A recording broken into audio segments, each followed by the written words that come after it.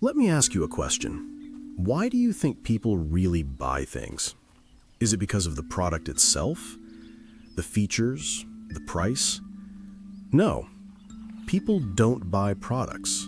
They buy feelings. And once you understand this, you'll see the world differently.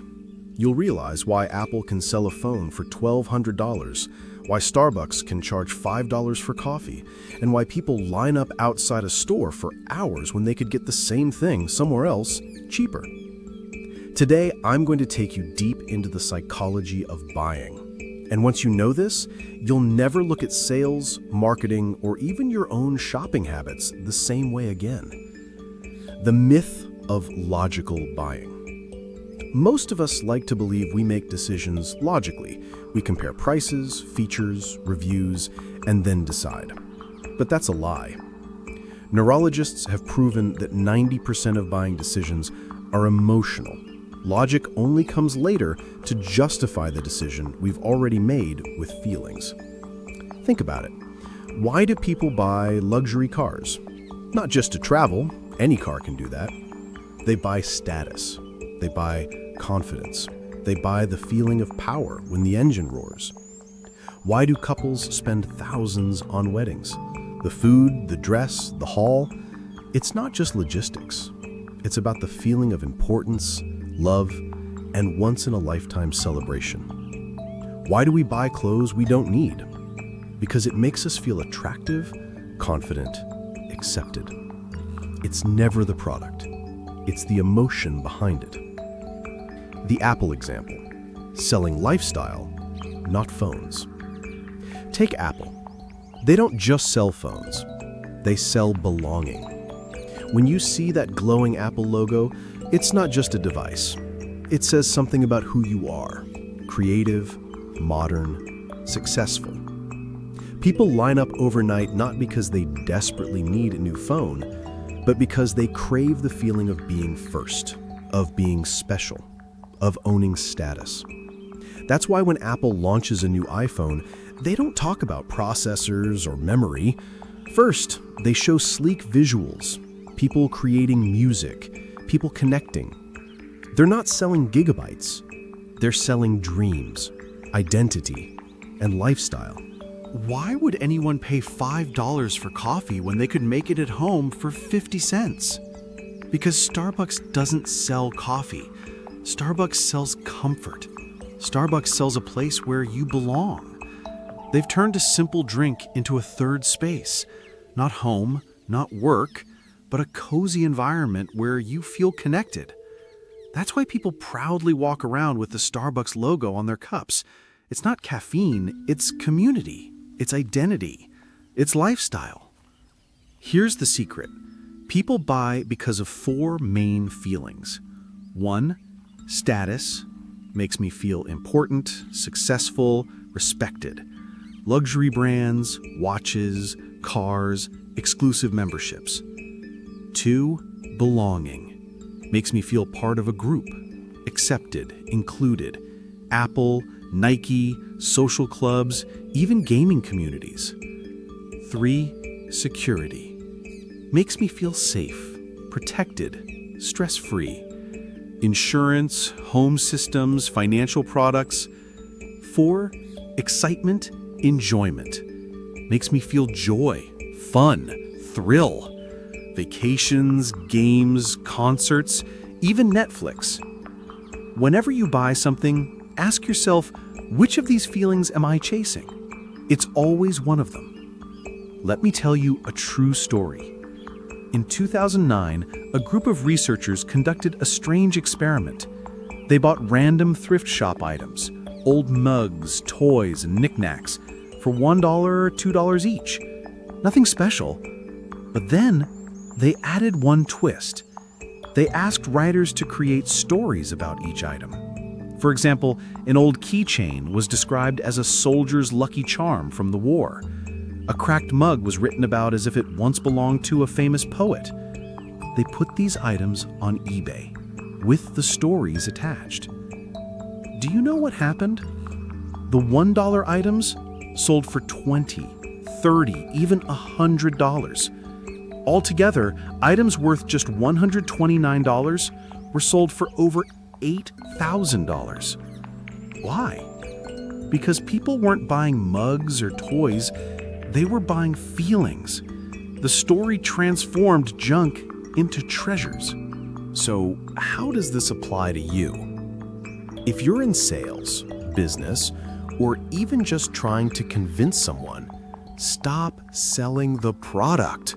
Start selling the feeling.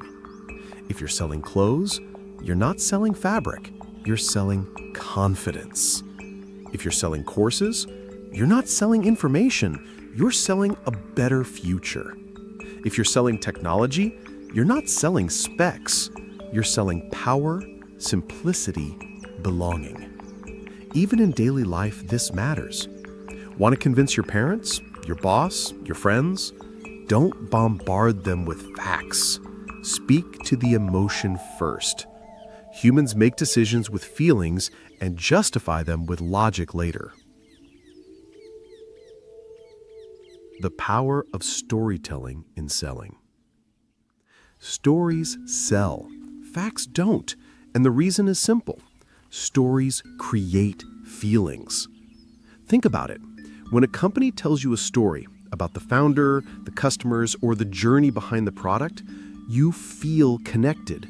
You see yourself in the story. You experience the emotions of struggle, triumph, or joy. Consider Nike. They don't just sell shoes. They tell stories of athletes pushing limits, beating odds, and achieving greatness. When you buy a pair, you're not buying rubber and foam. You're buying the feeling that you too can perform, overcome, and belong to that winning mindset. Even small businesses can use storytelling. A coffee shop isn't just selling coffee, it's telling the story of local farmers, handcrafted beans, and the morning ritual that starts your day right. When you know the story, the product becomes meaningful. Key takeaway: if you want to sell anything, wrap it in a story. The story sells the feeling. The product is just the vehicle. Humans are wired to follow others. Social proof is one of the strongest feelings that drives buying decisions. People don't just want what's popular. They want the feeling of safety, acceptance, and being part of the right group. Look at Amazon reviews. We often pick a product with hundreds of 5-star reviews over one with a few, even if the products are similar. It's not rational, it's emotional. We feel reassured, validated, and confident in our choice. Or take the phenomenon of waiting in line for a product launch. People aren't just waiting, they want to feel part of something exclusive. They want the emotion of being first, of belonging to a special group. Key takeaway: when selling, show others love your product. Let people see that it creates joy, status, or belonging for others, and the feeling will pull new customers in. Applying the feeling principle to your life and business. Now, let's bring it home. How do you actually use this knowledge? 1. Identify the core emotion your product or service creates. Is it confidence, excitement, security, status? 2. Focus your marketing or communication on the emotion, not the specs. Instead of listing features, show the transformation, the feeling someone experiences after using it. 3. Use visuals, stories, and testimonials. Images, videos, and stories trigger feelings faster than text alone. Show real people experiencing the benefit. 4. Create experiences, not just products. Even small actions like packaging, customer service, or onboarding can enhance the feeling. Example: a fitness trainer isn't selling a workout plan, they're selling the feeling of confidence, energy, and accomplishment. A meal delivery service isn't selling food, they're selling convenience, peace of mind, and the joy of a healthy lifestyle. Key takeaway: when you sell feelings, you don't just sell once. You create loyalty, repeat customers, and ambassadors who carry your story forward. Here's the truth. We don't live in a logical world. We live in an emotional one. The next time you buy something, pause. Ask yourself, what feeling am I really chasing? And the next time you sell, remember, you're not selling a product, you're selling a feeling. Because in the end, people don't buy what you do. They buy how it makes them feel. And once you master this, you'll never just sell again. You'll inspire, you'll connect, and you'll move people.